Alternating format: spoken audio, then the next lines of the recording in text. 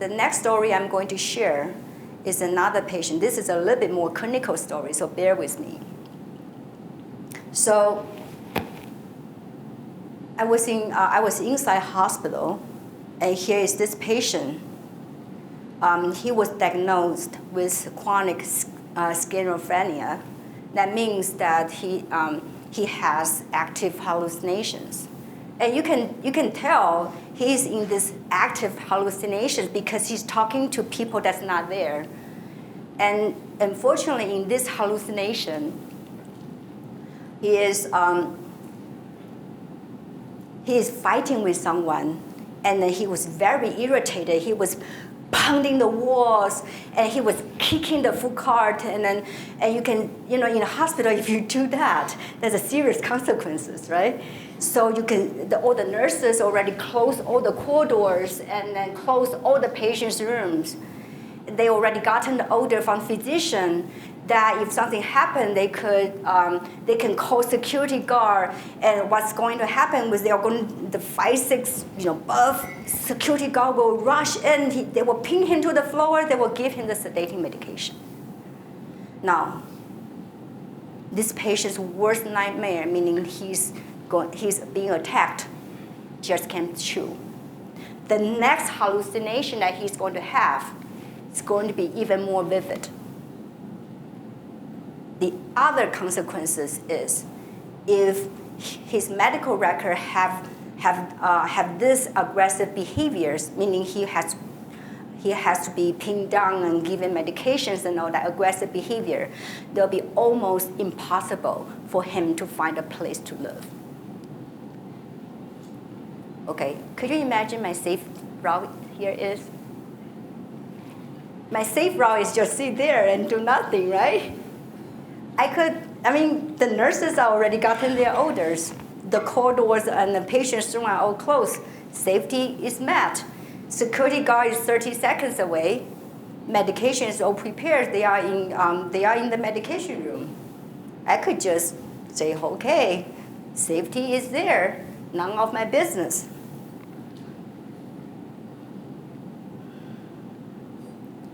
I cannot just do that. I really can't.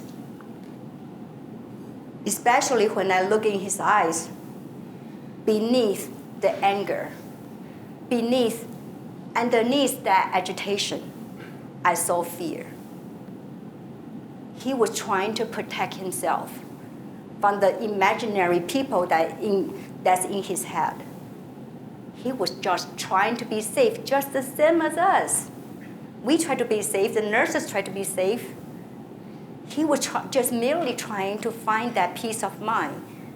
And the only resources he has is to be aggressive and protect himself.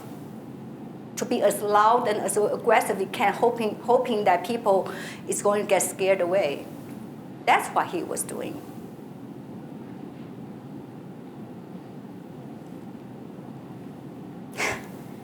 I pick out the phone and I call the physician. Can I palliate and support? It's a little bit stretching, and he's not nearly dying, but he does have a serious episode. The physician said yes. I said, I'm not going to suggest any medication here, but I'm just going to palliate and support. Palliate means to relieve. Supposedly it's to relieve pain and suffering. And that's what my intention is. So I came up to that guy. Here I am, dressed relatively nice, petite Asian woman. He is tall and, kind of buff. And I said, this sucks. I punched in the air inside of the wall, just 1 notch below what he was doing. And I kick. I said, that's not fair. And he looked at me like intrigued. Who is this crazy chick? I probably is no threat to him because he knows if he wants, he can just strike me down, right? He looked at me, and I played my iPhone. That was a lifesaver. I played this hot metal rock music, boom, boom, boom, boom, boom, boom, boom, boom, and then I saw him start to move a little bit with the rhythm, and I followed. And he come at me and said, what? I said, what? Show me. And he came out to me and said, no, no, no, no. And I said, what? I will have to say, I'm not without fear. You know, he's this tall and he could just, and I will be. So, guess what he did? Guess what he said to me? He said, no, you move this way. And I said, show me. So here you see two people dancing on the hospital floor and with heavy metal music. One of the patient's room door opened up. Out come this family member. It turned out he owned a band. He came out to me and said, I don't believe that you play heavy metal music here in the hospital. I said, sometimes we do. In some special occasions. He said, can you play my music? So I quickly give him my iPhone. I said, good, you are my music director here. So I said, just play one song mellower than the next one. Just one song mellower than the next one. So start from the heavy metal rocking music to soft rock and then to more mellower, to a point that the sitters that he has feel safe enough to invite him to play a board game. Now the board game later on become a card game. The card game become a story reading. And from story reading, he fall asleep.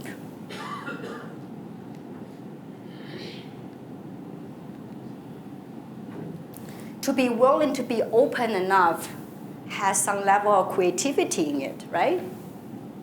I mean, I wasn't planning to play heavy metal music. I mean, probably if my hospital CEO came out, she probably will call me to his office. Has a little bit risk-taking and rebel piece in that when I come up with that solution. I don't know if that doesn't work, what else will happen?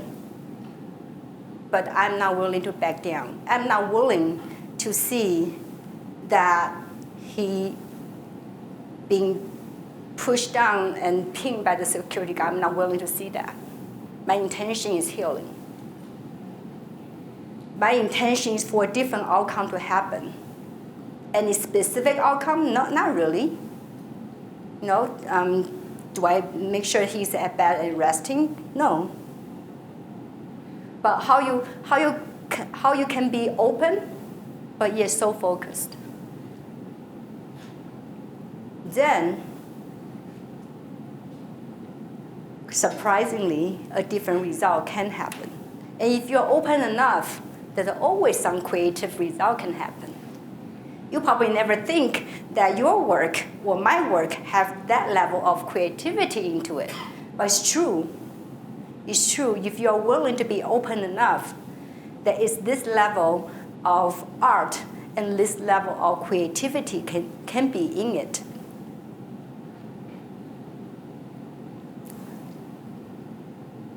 And of course, I let go the result of this supposedly to be a, in hospital we call it code gray, but security guard case. I could have just said that's it. I can label it that way and just not participating. And that, to see that kind of outcome happen, to know that by me participating, by me being that catalyst of the whole situation, by me evoking the hero out of him, and know that a different result, a different outcome can happen, that is a different place to be.